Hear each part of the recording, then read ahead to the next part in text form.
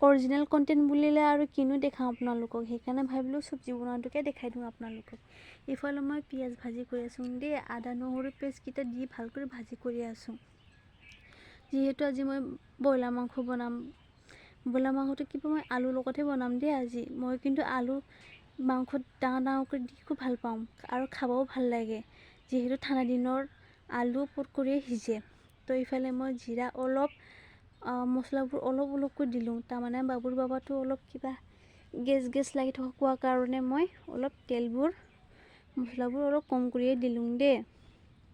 ইফালে মছলাকেইটা ভাল কৰি দি ভাল কৰি ভাজি কৰি থাকিলোঁ আৰু হালধি অলপ আৰু নিমখ অলপ ভালকৈ দি ভাজি কৰিলোঁ।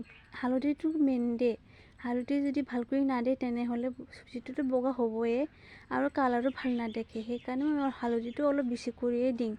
এইফালে মছলাকেইটা মই ভালকৈ ভাজি কৰি দিলোঁ।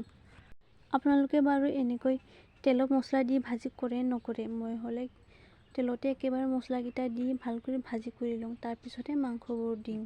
তো ইফালে মই পিঁয়াজকেইটা ভালকৈ ভাজি কৰি মছলাকেইটা ভাজি কৰি ইফালে আলু আৰু ব্ৰইলাৰকেইটা ভাল কৰি দি লৰচৰ কৰি ইফালে মই ঢাকি দিলোঁ। আজি আহাৰটো এনেকৈ বনালোঁ দেই, চিম্পুলকৈ, বেলেগ আৰু একো নবনালোঁ। এনেকৈ বনাই একেবাৰে খাওঁ আৰু।